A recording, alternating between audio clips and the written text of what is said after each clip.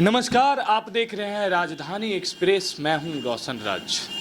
आज हमारे साथ बात करने के लिए मौजूद हैं, बताएं तो किसी परिचय का मोहताज नहीं, और नवादा की धरती पे अभी मौजूद हैं।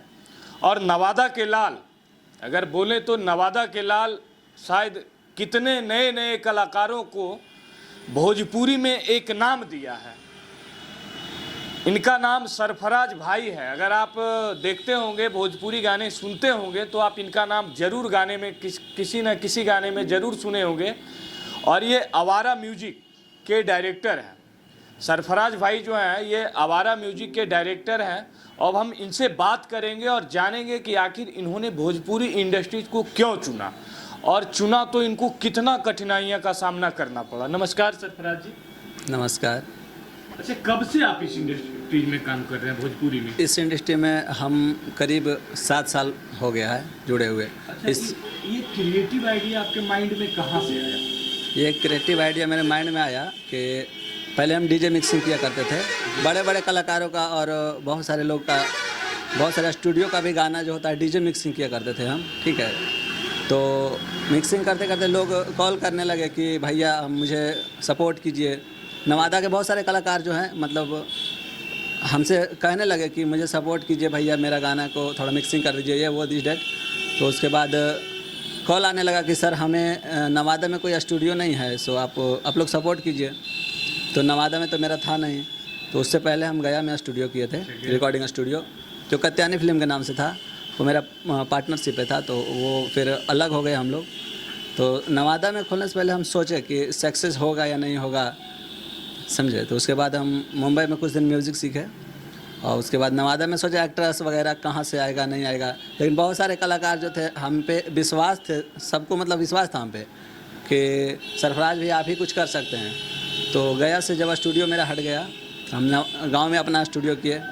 गांव में स्टूडियो नहीं, छोटा सा वैसे ही किए थे। तो बहुत सारे कलाकार आने लगे, गाँव वाले भी देख के दंग थे कि आपके स्टूडियो, मतलब आप क्या करते हैं सरफराज भाई, मतलब आपके घर में इतना लोग, बहुत सारे लोग आते हैं और दिन भर गाना वाना चलता है। तो मतलब आश्चर्यजनक लोग थे कि क्या लोग 10-15 मोटरसाइकिल हमेशा लगा हुआ रहता आपके घर पे। तो उसके बाद लोग कहा कि भाई आप नवादा में कर लीजिए, क्योंकि आपको खोजता है, सब लोग सर्च करता है नवादा में। तो फिर हम बोले ठीक है, तो यहाँ पे स्टूडियो किए। और गुंजन सिंह तो जानते ही होंगे, मगही का सुपरस्टार गुंजन भैया, तो हमारे स्टूडियो, उनका भी बहुत सारा सपोर्ट मिला। हमारे स्टूडियो में उद्घाटन किए आके वही, और उनसे भी बहुत अच्छा मेरा दोस्ती है, जमता है उनसे। और बहुत सारे दोस्त मेरे सपोर्ट किए हैं। और उसके बाद हम यहाँ पे जब स्टूडियो उद्घाटन किए, अभी करीब 4 साल हो गया है नवादा में स्टूडियो उद्घाटन किए हुए। यानी कि 4 साल से आप नवादा में ही काम कर रहे हैं। कितने ऐसे चेहरे हैं जिनको आपने मार्केट में पहचान दिया? वैसे अगर गिना जाए तो कम से कम 20 चेहरे ऐसे हैं जिनको मार्केट में पहचान है, और उसे अदर कंपनी भी सपोर्ट करेगी आगे, मतलब उसको लोग पहचानते हैं ऐसा। एक आज का जो दौर है, देखिए भोजपुरी इंडस्ट्रीज की अगर बात किया जाए, तो अगर बॉलीवुड के बाद अगर कोई इंडस्ट्रीज है जिसको सबसे ज़्यादा लोग देखते हैं और सबसे ज़्यादा पसंद करते हैं, और सबसे ज़्यादा जिस भाषा को बोला जाता है, वो कहीं ना कहीं भोजपुरी है। और हम लोग, या बोले तो आप लोग भी कहीं ना कहीं मगही या भोजपुरी, दोनों भाषा कहीं ना कहीं मिलता जुलता है। मोटा मोटी मान लीजिए कि भोजपुरी भाषा का ही देन है मगही। एक समय था कि यहाँ के बहुत बड़े बड़े कलाकार भोजपुरी में गाया करते थे। आज एक दौर आप लोगों के जरिए, खास करके बोले तो आप लोग जैसे रियल हीरो जो हैं, मगही के रियल हीरो हैं, और उनके जरिए आज लोग मगही स्टार बनना चाहते हैं। कहाँ ऐसा कर दिए कि मगह के जितने भी कलाकार हैं वो मगही स्टार बनना चाहते हैं? ये वजह यही है कि अभी भोजपुरी इंडस्ट्री में बहुत सारे कलाकार हैं और बहुत सारे मेहनत करके हैं। जैसे अब मान लीजिए कि पवन सिंह है, खेसारी लाल हैं, बहुत सारे स्टार हैं, गोलू गोल्ड हैं, प्रमोद प्रेमी, सभी लोग हैं। तो उन्होंने भी बहुत मेहनत की हैं और भोजपुरी में अपना कदम जमाए हैं। तो अब मगही का बात आ गया या खोटा का बात आ गया, तो सब लोग चाहते हैं कि हम नीचे से पहले स्टार्ट करें। कोई भी अपना गांव से स्टार बनता है, उसके बाद जिला में आता है, उसके बाद राजधानी में आता है, फिर पूरे छाता है, हर जगह धीरे धीरे आता है। तो कहीं ना कहीं यही है कि अपना घर से पहले स्टार्ट करना चाहिए। तो लोग जो भी मगही के हमारे कलाकार हैं, सब चाहते हैं कि मगही से स्टार्ट करें, क्योंकि जब हमें घर वाले नहीं पहचानेंगे तो बाहर वाले कहाँ से पहचानेंगे। देखिए, एक बात है, कहीं ना कहीं लोगों के अंदर एक क्रिएटिव आइडिया है और आपने जो सफलता हासिल किया है, कहें तो पूरे मगध के क्षेत्र में या तो बोले तो पूरे भोजपुरी इंडस्ट्रीज में एक अलग सा पहचान बनाया है।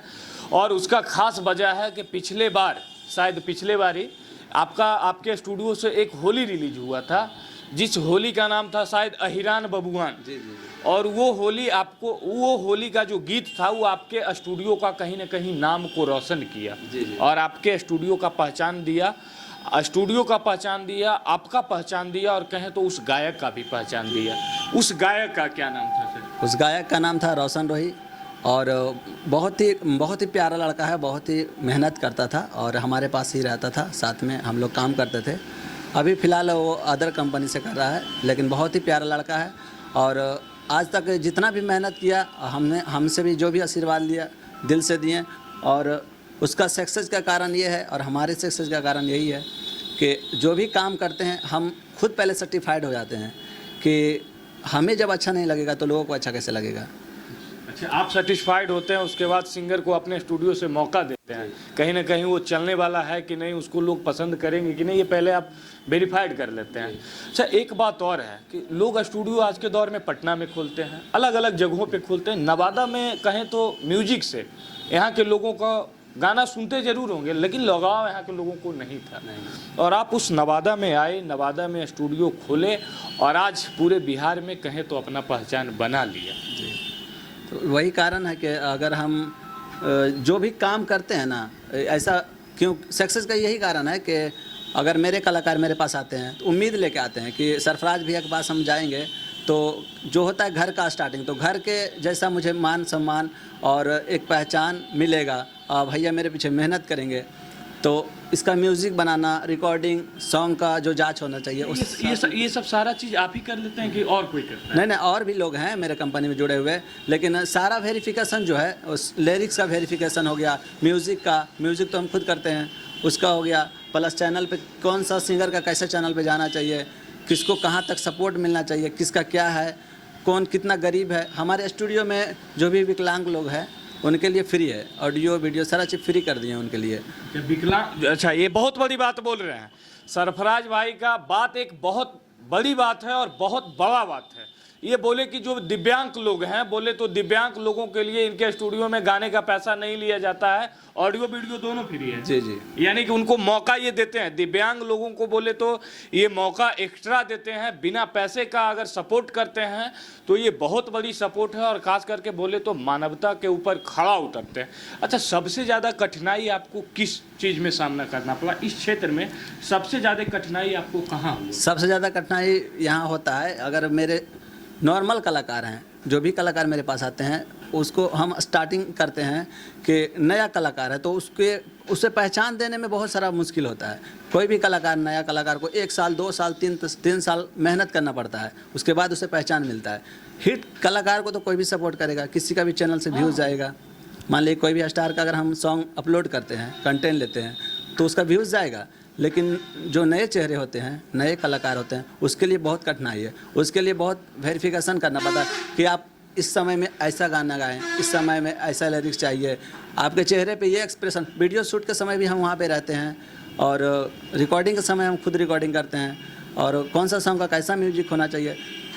कठिनाई इसी में होता है कि अब नया कलाकार कोई गाना गाया, मेरे चैनल पे अपलोड हुआ, अब उस सॉन्ग को कोई बड़ा कलाकार उठा के गा देता है, तो अब मेरा कलाकार को तो थोड़ा सा प्रॉब्लम होगा ही। अच्छा, यानी कि बोले तो बड़ा मछली छोटे मछली को खा जाते हैं। ये प्रॉब्लम भोजपुरी में सबसे बड़ा कॉपीराइट का इशू है। उल्टा प्रॉब्लम आएगा कि अब ये मेरा लिरिक्स है, ये मेरा कंटेंट लग गया, उस गाने को डिलीट करें। अहिरान बबुआन जैसे गाने को 4 कॉपीराइट लगा था, और उस गाने को उतारने के लिए धमकी दिन रात आता था कि आप गाना हटाइए। तो हमारे जैसा कि अब मान लिया रोशन रोही, तो उसका एक गार्जियन तो हम ही थे उस वक्त, तो सपोर्ट तो कोई करने वाला था नहीं उस वक्त। तो मतलब एक होता ना भीख, उस तरह से अगले कंपनी के सामने हाथ फैलाना पड़ता था कि भैया एक नया कलाकार अगर कोई गरीब हिट कर जाता है मेरे माध्यम से या आपके माध्यम से, आपका सिर्फ सुर लिया है, तो आप ऐसा ना करें। अगर यही गाना कोई बड़ा कलाकार गा देता आपका गाने को तो आप कुछ नहीं करते। तो इस तरह से 4 कॉपीराइट हटाया गया और बहुत सारे कठिनाइयों का सामना किया गया। यही सब कठिनाई आता है। अच्छा अजय, आप आज के दौर में 2 कलाकार हैं बोले तो भोजपुरी में, कहीं ना कहीं उन दोनों कलाकार के बीच में आपसी विवाद बहुत ज़्यादा देखने को मिलता है। नाम समझ ही गए होंगे, ऐसे नाम आपको बता देते हैं, पवन सिंह और खेसारी लाल यादव। आप सरफराज भाई किसे पसंद करते हैं, पवन सिंह को या खेसारी लाल? देखिए, जो भी है दोनों हैं, दोनों को हम पसंद करते हैं, क्योंकि दोनों में एक गायकी है और आज जो भी मेहनत का किया है वही आगे है। हमारा कहना है अगर हम भी आगे हैं या जहाँ जो भी है, जब तक मेहनत नहीं किया आगे हो ही नहीं सकता है, इस इंडस्ट्री में हो या कोई भी काम। एक चीज़ और है, भोजपुरी की सबसे बड़ी अगर कब बोलें तो सबसे बड़ी जो बदनामी है अश्लीलता। लोग इसके लिए बहुत सारे मुहिम भी चला रखे हैं अश्लीलता को हटाने के लिए, लेकिन धरातल पे इसका कोई असर दिख नहीं रहा है। अच्छा, ये कैसे अश्लीलता हटेगा? सरफराज भाई का क्या कहना है, कैसे अश्लीलता हटेगा? अश्लीलता हटेगी, जैसे अब मेरा स्टूडियो है, मान लीजिए मेरे पास कलाकार आते हैं तो ज़्यादा जो गाना बहुत मुझे भी नहीं अच्छा लगता, या जाति को लेके या किसी की फैमिली को लेके या नाम को लेके कोई ऐसा गाना होता है जो पब्लिक के माइंड में डायरेक्ट वो समा जाता है कि नहीं ये डायरेक्ट गलत बोला जा रहा है, तो उस सॉन्ग को मतलब हम रिजेक्ट कर देते हैं। बहुत सारे कलाकार मेरे पास से भाग जाते हैं कि भैया आप नहीं गवाएगा, दूसरा स्टूडियो गवाएगा, और ये स्टूडियो जो गवा देता है। और बहुत सारे स्टूडियो, मेरे स्टूडियो से बहुत सारे सिंगर जा चुके हैं कि नहीं आप ऐसा नहीं करते हैं, लेकिन जहाँ तक मेरा समझ से लगता है कि नहीं ये गाना अगर नेगेटिव थिंकिंग हो, कुछ वर्ड जो कहाँ किसी वर्ड से मैच कर जाता हो, यानी मान लीजिए कि अब तोर खुलल हो बाल, ठीक है, तो ये सब वर्ड तो कुछ ऐसा है कि मतलब लगता है सिर्फ सुनने, जो गलत सोचेगा तो हर वर्ड गलत होता है, लेकिन जो जिसका कोई मतलब निकल जाए वहाँ तक तो ठीक है, लेकिन ज़्यादा गलत हम नहीं करते। अगर सारे स्टूडियो वाला या सारे सिंगर चाह जाए कि ज़्यादा गलत नहीं गाएं तो धीरे धीरे कम जाएगा, क्योंकि हमें हमारा पसंद चेंज हो जाएगा ना। लोगों को देखिए, इसके लिए लोगों को मोटिव करना होगा, लोगों को डाइवर्ट करना होगा। कहीं ना कहीं लोगों की पसंद, गाने वाला तभी गाता है जब उसको सुनने वाले होते हैं। बहुत ऐसे सिंगर आए गए मार्केट में, कहीं ना कहीं पब्लिक का प्यार उनको नहीं मिला जो मिलना चाहिए था, तो जो पब्लिक सुनता है, कलाकार कहीं न कहें तो वही उसी चीज़ को उनके पास परोसने का काम करता है। तो सुनने वाले भी कम कर देंगे तो ऐसे अश्लील गाने आना बंद हो जाएंगे।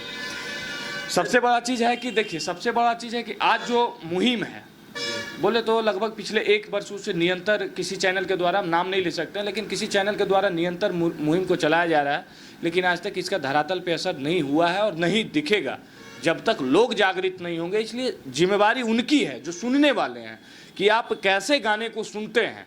आप अगर अच्छे अच्छे गाने को सुनना पसंद कर देंगे तो ऑटोमेटिक सरफराज भाई हो या कोई और स्टूडियो वाले हो, वो ऑटोमेटिक बढ़िया गाना बनाना शुरू कर देंगे। कारण कि ये भी लोगों की पसंद को देखते हैं, लोग इनको क्या पसंद करें। क्या सही बात है कि नहीं सर? जैसे कि आप कोई भी चैनल पे कंटेंट अपलोड होता है, उससे लोग क्लिक किए, अब बहुत सारा अच्छा भजन चालू हो गया, तो उसे क्या करते हैं, लोग स्किप कर देते हैं। होली गाना बहुत सारा राधा कृष्ण पे होली होता है, उसे लोग पूरा नहीं सुनते हैं। अब वही गाना हो गया छोड़ी रंग दे वो ये वगैरह रहता है, अब उसे पूरा लोग सुनते हैं। तो जहाँ तक लीगल वहाँ तक तो लोग समझ सकते हैं कि इतना गलत नहीं होना चाहिए। और रह गया बात कोई चैनल वाले का जो कर रहे हैं, मुहिम चला रहे हैं गंदा हटाने का इस इंडस्ट्री से, मतलब नहीं हो अश्लील, तो वो असर पड़ रहा है। हमारा कहने का मतलब, और हमें लगता है, जहाँ तक हम भी सोचते हैं इस बारे में कि असर पड़ रहा है। और इस तरह से अगर नियंत्रण चलेगा मुहिम तो 100% कम होगा ही होगा।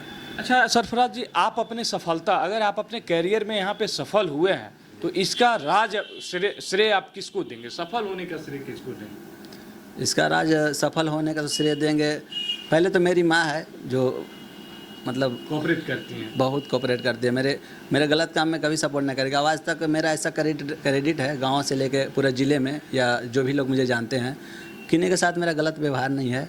मैं 2 बात सुन लेता हूँ, क्योंकि मुझे लगता है कि मेरा कार्य लोग देखें, मेरा ना कि मेरा व्यवहार देखें। हम किसी के साथ गलत करके किसी से लड़ाई कर दें, ये मेरे लिए कोई मायने नहीं रखता। हम किसी का बात सुन ले वो अलग बात है, लेकिन मेरा काम तो देखेगा लोग कि वो कैसा मेहनत करता है। और मेरा सक्सेस का कारण यही है कि हम खुद मेहनत करते हैं, रात हो या दिन हो। अगर मेरे पास 4 स्टाफ भी है, अगर मेरा कहना नहीं माने तो वो हम खुद ही करते हैं। और आज तक जो भी लोग कहते हैं, जहाँ तक मेरा सोच है कि लोग प्यार से अगर कहते हैं तो हम कुछ भी कर देते हैं उनके लिए।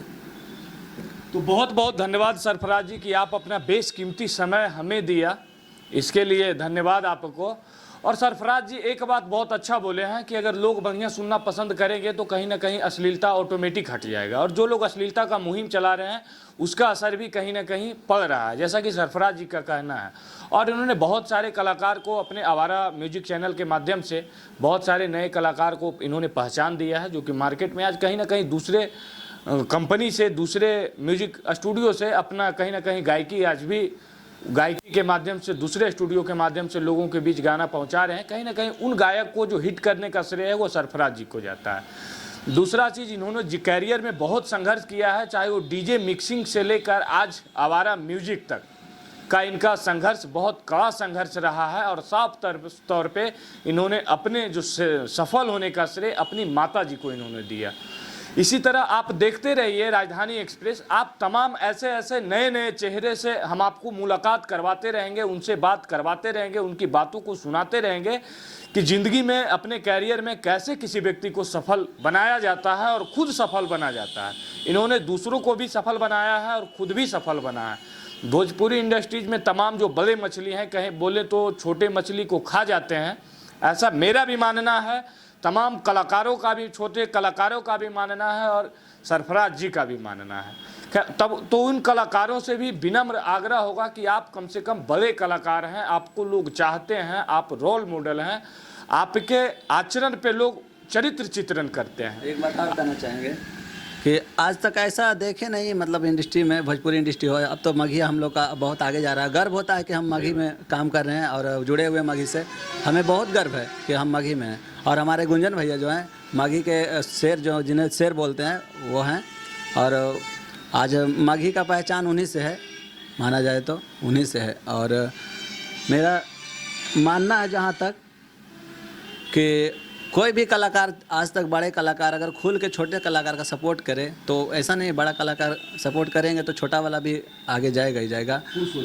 और वो मेहनत और करेंगे दिल से कि नहीं, अगर भैया मेरे लिए मेहनत कर रहे हैं तो हमारा भी फर्ज बनता है कि हम अपने आप पे मेहनत करें, ऐसा होगा। सही बात बोले। अगर बड़े कलाकार छोटे कलाकार को बढ़िया अगर टैलेंट है उनके अंदर, तो कहीं ना कहीं अगर सपोर्ट करे तो ऑटोमेटिक वो कलाकार आगे बढ़ जाएंगे। और तमाम ऐसे जो सरफराज जी जैसे बहुत सारे कलाकार हैं जो आज के डेट में फील्ड में मेहनत कर रहे हैं, लेकिन कहीं ना कहीं उनको सफलता नहीं मिला है।